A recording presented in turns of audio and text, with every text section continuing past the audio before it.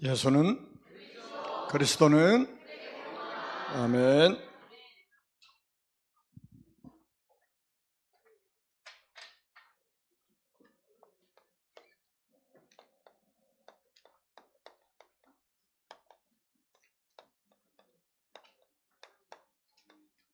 느헤미야의 복음운동입니다.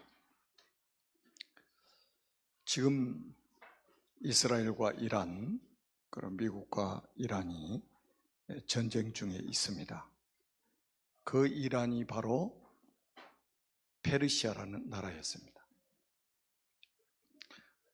원래는 우리 기독교와 이 이란이 굉장히 친했다 이 말이죠, 한마디로. 근데 지금 왜 이렇게 전쟁이 일어났을까요? 하나님은 다시 이란의 그 영적인 부흥을 하나님이 회복시키시려고 저는 허락하셨다고 믿습니다. 전쟁은 하나님의 손에 달려 있거든요. 분명히 저 이란의 영혼들도 구원받아야 되기 때문에 하나님이 허락하고 계신다고 믿습니다. 처음에는 최고 지도자가 죽었다는 소리 좀 기쁘더라고요. 근데 시간이 지날수록 내가 잘못 생각하고 있구나. 저 사람 어디 갔을까? 지옥 갔을 것 생각하니까 끔찍한 거예요. 저 사람도 구원받고 천국에 갔어야 되는데 구원받지 못하고 죽으면 지옥 가버리잖아요. 얼마나 불쌍합니까? 그래서 이란에 있는 한 5천만 이상 되는 인구가 다 복음을 받을 수 있도록 기도해 주시기 바랍니다. 여러분들이 꼭 알아야 될 구원의 서정이 있습니다. 여러분들이 이 자리에 그냥 와 있는 것처럼 보이지만 하나님이 여러분을 선택하셨습니다. 에베소 1장 4절에 보면 창세 전에 그리스도 안에서 우리를 택하셨다고 말씀하고 있어요. 이 선택에 대해서 하나님은 후회하심이 없으십니다. 자, 이 단어를 딱 가지고 여러분 옆에 앉아 계신 분 한번 보세요. 여러분의 옆에 앞뒤에 앉아 계신 분이 어떤 존재인가를 한번 확인해 보시라 이거예요. 세상이 만들어지기도 전에 하나님이 그리스도 안에서 택한 사람입니다. 그래서 이 사람을 하나님께서 부르시는 거예요. 하나님 택한 백성을 부르신단 말이에요. 이걸 소명이라고 하는 거예요.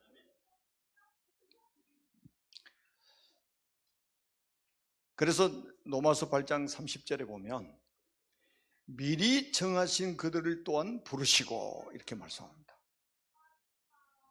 그러니까 미리 정했다 이 말은 창세 전에 선택한 그 백성들을 부르셨다 이거예요. 그리고 이 부르신 사람들을 어떻게 하느냐? 중생하도록. 다시 말하면 거듭남,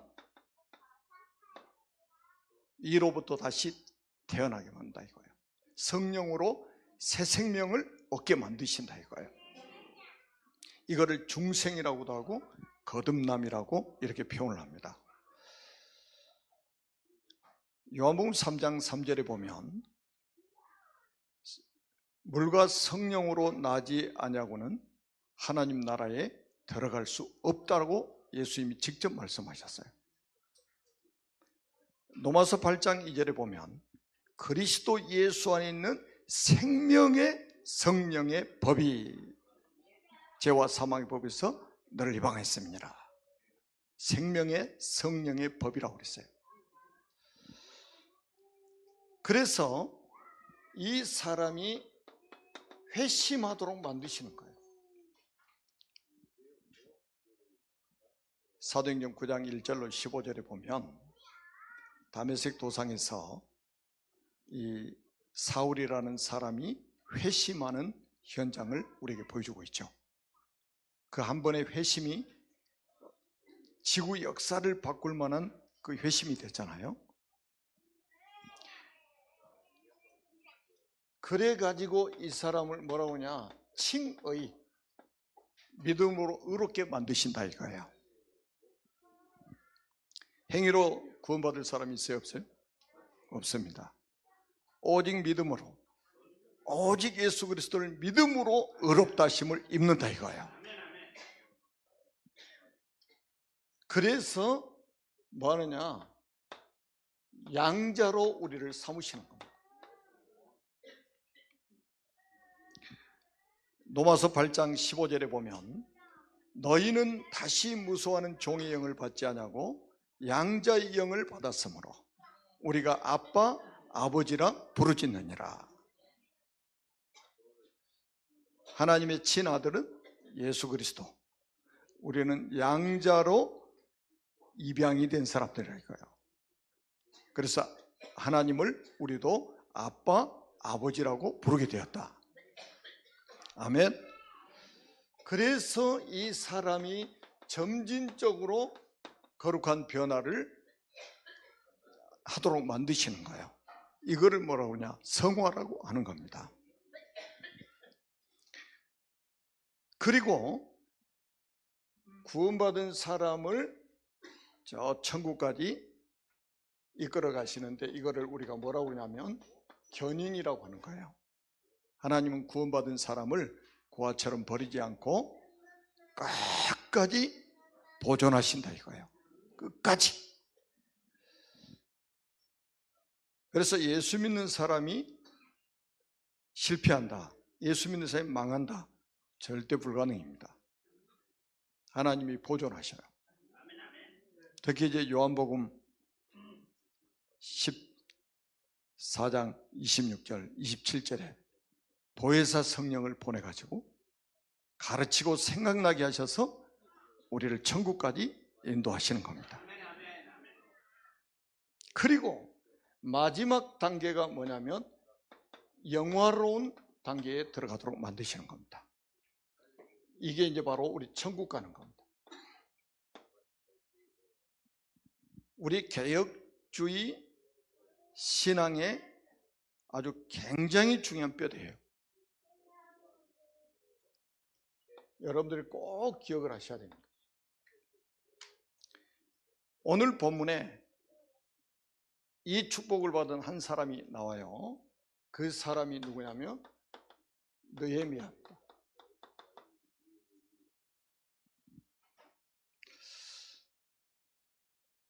원래 이제 바벨론이라는 나라의 포로로 잡혀갔다고 그랬잖아요. 느부갓네살 왕 때. 그리고 이제 느부갓네살 왕 다음 왕이 누구냐면 벨사사라 왕인데, 이 벨사사 왕이 엄청나게 교만한 사람이었습니다. 하나님의 성전 기물을 가지고 술 파티를 연 사람이요. 그래서 하나님이 그 사람을 버리기로 작정하신 거예요. 그래서 고레스 왕이 일어나 가지고 이 바벨론을 정복해 버린 거예요. 그게 페르시아, 이란입니다. 바벨론을 포로 잡혀갈 때 크게 두 종류의 사람이 있어요. 바벨론 포로로 잡혀갈 수밖에 없는 동기부여를 한 사람들, 다시 말하면 언약 놓쳐버린 사람들, 언약을 버린 사람들이 있어요. 그 다음에 언약은 확실한데 다수의 사람들이 언약을 버려가지고 바벨론 포로 잡혀간, 언약은 확실한데 그 사람들과 함께 잡혀간 사람들이 있어요. 그 사람이 누구냐? 아주 소수의 사람들인데 그 중에 한 사람이 느헤미야입니다. 언약 없는 사람은 잡혀가면 포로예요. 잡혀가면 노예입니다. 그런데 언약 가진 사람은 잡혀가면 선교사입니다.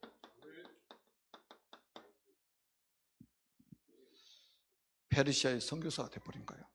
하나님이 페르시아 선교사를 보낸 거예요. 똑같이 잡혀가는 것처럼 보이죠? 똑같이 포로된 것처럼 보이죠? 그게 영적인 맹인이요.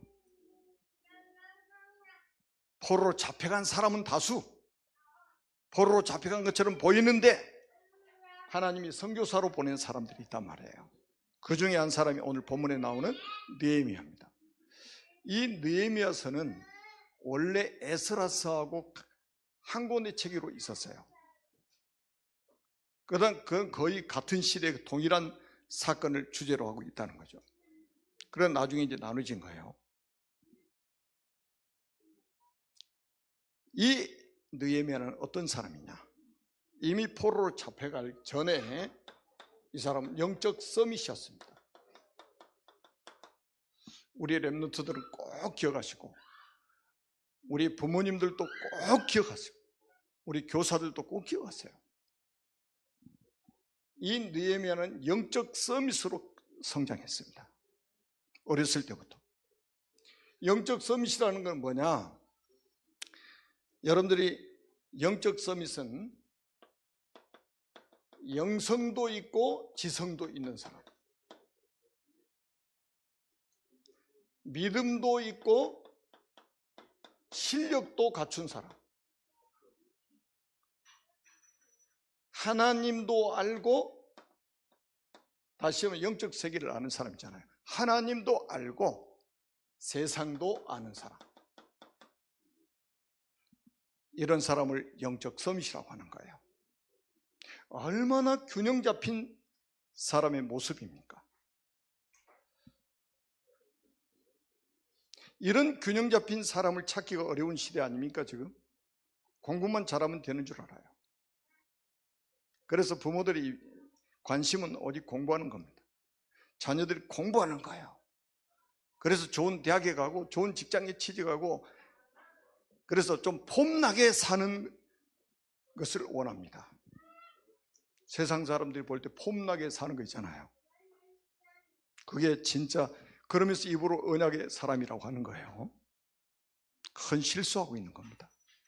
우리 자녀들이 어떻게 커야 돼요? 영적 서밋으로 커야 됩니다. 누구처럼? 느헤미야처럼. 그랬더니 딱 시간표가 되니까 바벨론 포로로 잡혀가가지고 환관이 되겠는데, 완전히 이 사람이 세상 서밋으로 딱 세워지게 만드시는 거예요. 오늘도 1장 11절에 보니까 왕의 술 맡은 간원이 되어버린 거예요. 왕은 아닌데 왕의 술 맡은 간원이 되어버렸다니까요. 아니, 포로로 잡혀간 사람이었잖아요. 그런데 하나님이 세상 서밋 자리에 딱 세워버린 거예요. 왕을 보자는 사람이 딱 되게 만들어버린 거예요.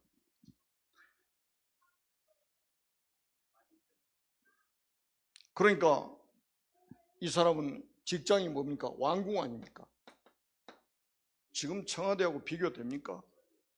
왕정시대 왕궁에서 이 사람이 지금 왕의 술 맡은 간원장으로 지금 근무한다 이거예요. 다시 한번 장관이죠, 장관. 지금으로 말하면. 그러니까 왕궁에 있으니까 가장 안전하잖아요, 삶이. 그리고 이 사람은 세상적으로도 굉장한 지금 성공을 한 거예요. 성공을 한 거예요. 그리고 굉장한 영향력도 지금 가지고 있는 겁니다. 왕을 보자는 사람이니까 굉장히 영향력이 있는 사람입니다.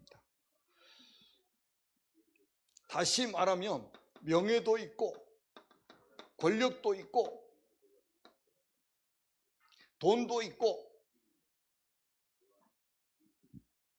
부귀 영화를 지금 누리고 있는 사람이에요. 부귀 영화. 부러울 것이 없어. 포로로 잡혀간대. 이렇게 성공해버린 거예요. 그런데 여러분들이 꼭 기억하세요. 그런데 오늘 본문에 보니까 2절에 보면 내 형제들 가운데 하나인 하나니가 두어 사람과 함께 유다에서 내게 이르렀기로. 지금 성경 모르신 분들은 조금 이해가 어려울 수 있습니다만은, 이 바벨론이라는 나라에서 남왕국 유다 예루살렘을 침공해가지고 포로로 사람을 잡아갈 때에 쓸만한 사람은 다 잡아갔습니다. 바벨론 사람들이 딱 볼 때에 잡아가도 별로 쓸모없다, 그런 사람만 딱 남겨놨어요. 데려가면, 잡아가면 바벨론 나라에 좀 쓸만한 사람들은 전부 추려가지고 다 잡아간 거예요. 그런데 이제 느헤미야 그 친족 중에 하난이라는 사람이 두어 사람과 함께 저 유다에서 좀 내려왔단 말이에요. 지금 바벨론으로, 페르시아로 넘어온 거예요. 지금 내려온 거예요. 그래가지고 뭐를 전해주느냐, 여기서 이제 유다에서 이러한 소식을 전해줍니다. 소식을 듣게 된단 말이에요. 거의 지금 저 유다에서, 예루살렘에서 일어난 일들을 잊어버리고 지금 살고 있는데, 거기서 온 사람들을 통해서 예루살렘 소식을 듣게 되는 거예요. 무슨 소식을 듣게 되느냐? 무슨 소식을 듣게 되느냐?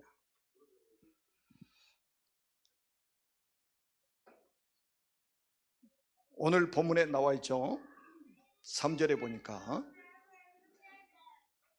그들이 내게 이르되 사로잡힘을 면하고 남아있는 자들이 그 지방 거기에서 큰 환난을 당하고 능욕을 받으며. 자, 지금으로 말하면 교인들이 큰 능욕을 당하고 있단 말이에요. 큰 환난을 당하고 있는 거죠. 그리고 성벽은 무너지고 성문은 불타고, 다시 말하면 교회가 문을 닫았다 이 말이에요. 교회가 문을 닫았어요. 예배드릴 처소도 없어져 버렸다 이 말이에요. 예배드릴 처소도, 기도할 처소까지 다 없어졌어요. 이 소식을 딱 들은 거예요. 그러니까 이 느헤미야는 영적인 슬픔에 딱 잠기게 된 겁니다. 이 소식을 듣고. 자기는 아무 문제 없어요. 지금 자기는 잘 살고 있어요. 그런데 지금 자기 나라, 자기 백성들이 환난을 당하고 능욕을 당하고 있다는 소리를 듣게 된 거예요. 성이 무너지고 성문은 불타고 교회는 다 문 닫아버리고 예배드릴 처소도 없는 상태를 듣게 됩니다. 소식을 듣게 돼요. 영적 슬픔에 딱 잠긴 거. 여러분, 고린도후서 7장 10절에 보면 이런 말씀이 있습니다. 하나님의 뜻대로 하는 근심은, 무슨 근심이요? 하나님의 뜻대로 하는 근심은 후회할 것이 없는 구원에 이르게 하는 회개를 이루는 것이요, 세상 근심은 사망을 이루느니라. 여러분, 세상 근심을 계속하면요 사망에 이르게 된다 이 말이에요. 그런데 하나님의 뜻대로 하는 근심은 하면 할수록 좋은 거예요. 왜? 이건 구원에 이르게 한다 이 말이에요. 여러분, 지금 느헤미야는 이 소식을 듣고 큰 근심에 지금 빠졌단 말이에요. 큰 근심에. 우리하고 좀 근심의 질이 좀 다르죠. 우리는 막 세상 근심, 여러분 먹고 사는데 근심, 막 청년들은 결혼에 대한 막 근심, 또 몸이 건강하지 못하신 분들은 건강에 대한 막 근심 많잖아요. 그런데 예레미야는 자기는 아무 문제 없어. 그런데 지금 자기 백성들이, 지금 말하면 교인들이, 자기는 아무 이상이 없는데 교회가 지금 문을 닫아가지고 예배드릴 것도 없다, 기도할 것도 없다. 이 소식을 듣고 근심이 딱 새긴 거예요. 이때부터 뭐 하냐, 이 정도 되면 사람들이 어떻게 합니까? 낙심할 수 있잖아요. 이 정도 되면 좌절할 수 있잖아요. 절망할 수 있잖아요. 그런데 느헤미야는 뭐 하느냐? 영적 서밋답게 뭐를 선택하느냐? 보좌를 움직이는 기도를 시작합니다. 이게 1장 4절에서 11절 내용입니다. 언약의 사람이 기도를 시작합니다. 그것도 어떻게 기도를 시작? 4절 한번 보세요. 4절 한번 보시라니까요. 내가 이 말을 듣고 앉아서 울고 수일 동안 슬퍼하며 하늘의 하나님 앞에 금식하며 기도하여. 언제 우리가 슬퍼해야 됩니까? 언제 우리가 근심해야 됩니까? 언제 우리가 눈물을 흘려야 됩니까?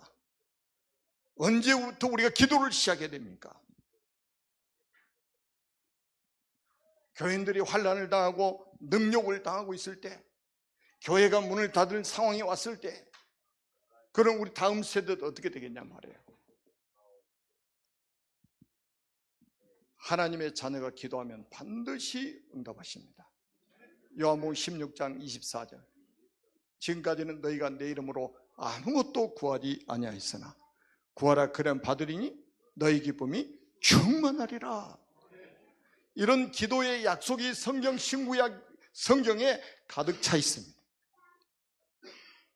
여러분, 혹시 여러분이 근심하는 일이 무엇입니까? 그 근심하는 그 문제 앞에서 여러분들 오늘 이 시작이 되기를 바랍니다. 보좌 앞에 서세요. 그 보좌를 움직이는 기도를 시작하시기 바랍니다. 당연한 거 아니겠습니까? 이게 특별한 게 아니고 하나님의 사람에게는 당연한 거예요. 당연한 겁니다. 오늘부터, 오늘 이 자리에서 여러분들이 기도를 시작한다면 하나님이 보좌의 축복으로, 보좌의 능력으로 여러분에게 응답하실 겁니다. 시 공간을 초월하는 응답으로 함께 하실 겁니다. 이런 사람이 한 사람만 있어도 됩니다. 그 가정에 한 사람만 있어도 돼요. 아멘. 여러분 가문에 이 한 사람만 있어도 됩니다. 여러분 기도하는 이 한 사람, 하나님 중심으로 세계 역사를 움직이시는 거예요. 하나님 살아계십니다. 아멘. 낙심은 우리 것이 아닙니다. 좌절도 우리 것이 아닙니다. 절망도 우리 것이 아닙니다. 아니, 어떻게 보면 그럴 시간도 없습니다. 우리는 보좌 앞에 엎드려서 그때가 기도할 시간입니다. 천지 진동하는 일이 벌어질 겁니다.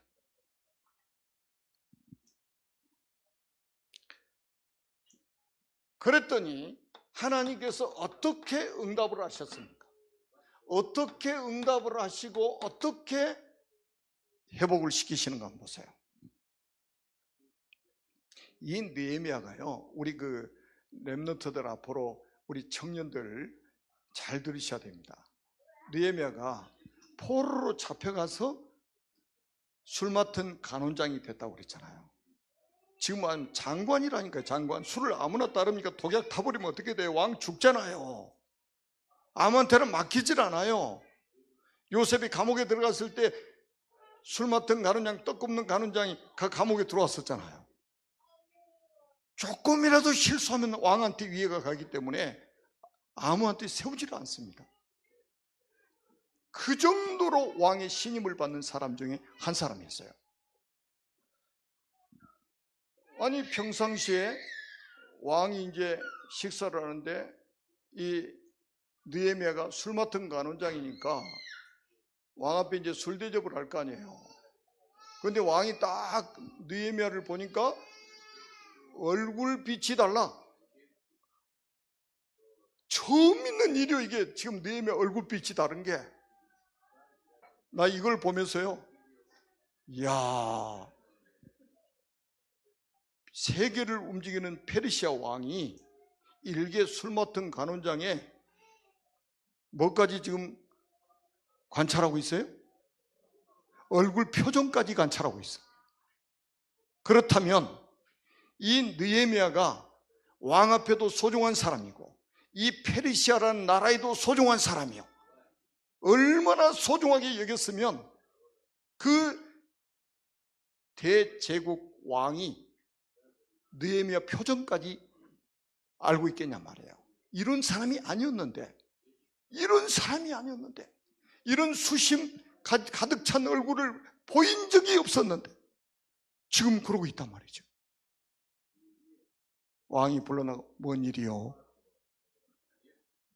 여러분 직장생활 이렇게 하면요 성공합니다.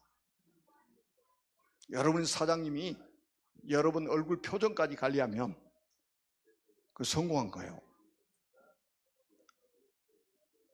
왔는지 갔는지 모를 때,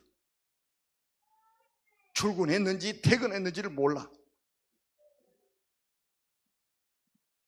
여러분 공동체에서도요 그렇게 살면 안 돼요. 그 사람이 없어서는 안 될 사람, 그 사람이 아프면 안 돼, 그 사람이 얼굴빛이 이렇게 수심이 가득 차면 안 돼. 왜 그러느냐. 그러니까 이제 이 느헤미야가 왕 앞에 다 이야기를 하는 거예요. 자기가 들은 저 예루살렘에서 있었던 이 일들을 다 이야기를 합니다. 이 일들을 이야기합니다. 그래, 그런 일이 있었어? 왕이 힘이 있잖아요. 왕이 힘 있죠? 바로 응답이 시작되기 시작합니다. 바로 응답이 시작돼요.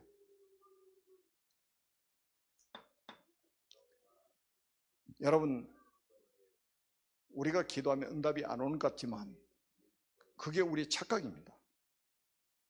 우리가 기도하면 하나님은 기묘한 방법으로 하나님 응답하십니다. 기묘한 방법으로 응답하십니다. 아니, 왕이 자기 얼굴 표정까지 관리하고 있다는 걸 이때인지 알았단 말이죠. 그래서 나중에 이제 쭉 시간이 흘러가지고 나중에 느헤미야 8장에 가면 어떤 일이 벌어지냐. 이제 예루살렘 성을 이제 막 다시 재건축을 하고, 그 다음에 막 문짝을 새로 달고, 그러면서 안에 정리하다가 뭐를 발견해요? 율법서를, 하나님의 율법서를 발견합니다. 그래서 학사 에스라가 나무로 만든 강단에 서가지고 성경을 낭독합니다. 뭐를 낭독해요? 성경을 낭독합니다. 율법서를 낭독합니다. 이게 뭐 대단한 일이냐 이렇게 또 말할 사람이 있을 겁니다. 자, 이게 얼마나 대단한 일이냐. 느헤미야 8장 17절에 보면 여호수아 때로부터 그날까지 이스라엘 자손 이같이 행한 일이 없었다 이 말이에요. 여호수아가 언제적 사람입니까? 그때부터 지금까지 이런 일이 없었다 이거예요. 다시 말하면 우리가 지금 하고 있는 뭡니까? 성경 읽기 챌린지.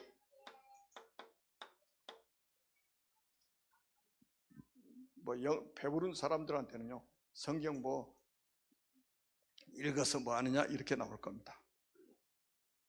그런데 이 사람들은요 여호수아 때부터 지금까지 성경을 이렇게 읽어보지를 못했단 말이죠. 수천 년이 흐르는 때까지 지금 못 읽은 거예요. 수백 년, 수천 년 될 때까지. 그러다가 이걸 해보고 하는 거예요. 성경 읽기 챌린지. 에스라가 나무 강단에 서가지고 여호와의 율법책을 낭독하는데 사람들이 다 우는 거예요. 사람들이 다 울어요. 지금처럼 이렇게 막 말씀을 풀어서 설명하기 전에 낭독만 해도 막 울어. 그런데 여기다가 성경을 풀어서 성경을 또 해석해가지고 백성들이 알아듣게 또 만들어요. 이거를 우리는 뭐라고 하느냐? 설교라고 하는 거예요. 그래서 우리가 설교 듣는 거예요. 말씀의 뜻을 풀어서 설명했단 말이에요. 말씀이 회복됩니다. 말씀이 회복돼요.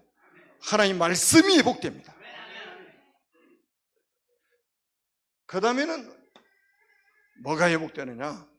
느헤미야 12장 43절에 보니까 이날에 무리가 큰 제사를 드리고 심히 즐거워하였으니. 뭐를 드렸다고요? 큰 제사를 드렸다. 다시 말하면 뭡니까? 복음 회복입니다. 복음 회복. 다시 말하면 구원의 길이 회복된 거예요. 여러분, 제사는 누구에게 드리는 겁니까? 하나님께 드리는 거예요. 그 제사의 제물은 뭡니까? 양이란 말이에요. 어린 양. 구원의 길. 복음이 회복되는 거예요, 지금.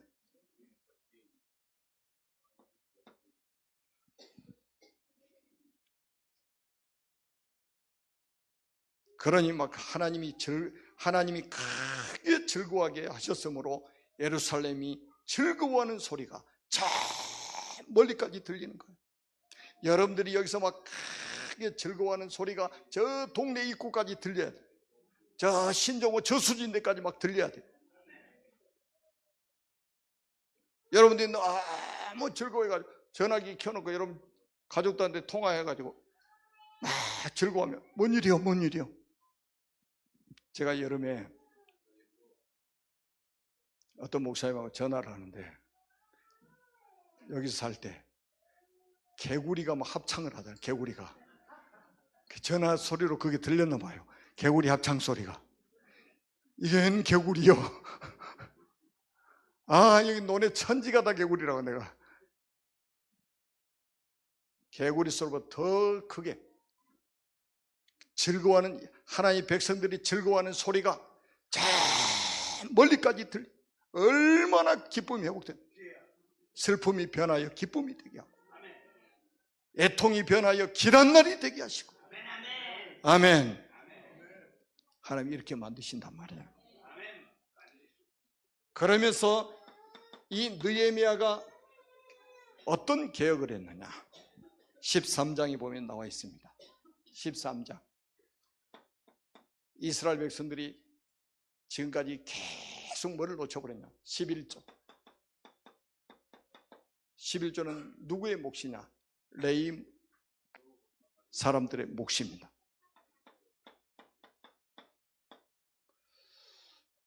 예, 좀 이게요, 불신자도 그릇이 큰 사람은요, 돈 이야기해도 시험 안 듣습니다.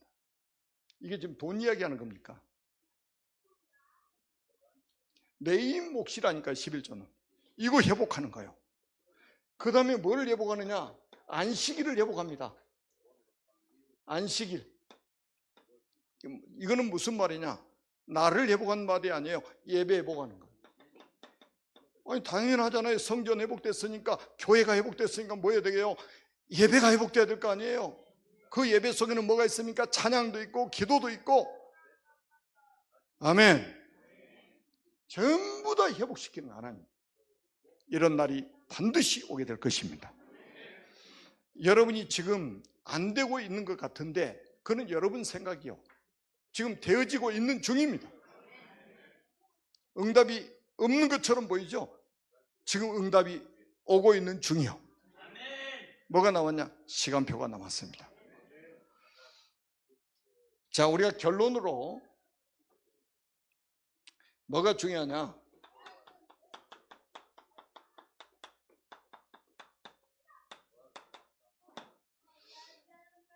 바벨론 포로로 잡혀오는데, 잡혀가서 다시 이제 귀환을 할 때에, 지금 제가 아까도 말씀드렸잖아요. 에스라하고 느헤미야는 한 권의 책으로 있다가 나중에 분리된 거라고.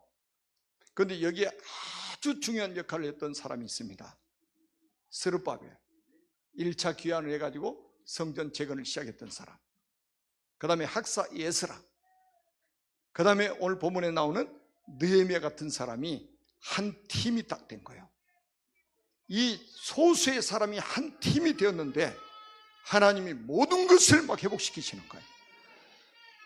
여러분, 이 팀이 되어서 하나님이 회복하시는 그 자리에서 쓰임받는 축복을 누리시기를 주님의 이름으로 축복합니다. 살아계신 하나님 아버지, 은혜를 감사합니다. 우리를 창세전에 그리스도 안에 택정하시고 그리스도의 보배로운 피로 구속하셔서 하나님의 영원한 자녀 삼으시고 우리를 언약의 대열에, 전도 선교 대열에 세워주신 하나님께 모든 영광을 돌려드립니다. 이제는 세계 복음화에 우리 교회가, 우리 교회 모든 성도들이, 우리 성도들의 모든 가족들이 동역자로 쓰임받게 하옵소서. 특별히 육신의 질병으로 어려움 당하면서 기도하고 있는 주의 백성들의 기도를 들으시고 하나님이 응답하여 주시옵소서. 경제 문제, 자녀 문제, 인간관계 문제로 어려움 당하고 있는 사람들이 전부 하나님 회복시키시는 하나님의 능력을 체험하게 해 주옵소서. 그리스도이신 예수님의 이름으로 간절히 축복하며 기도합니다. 아멘.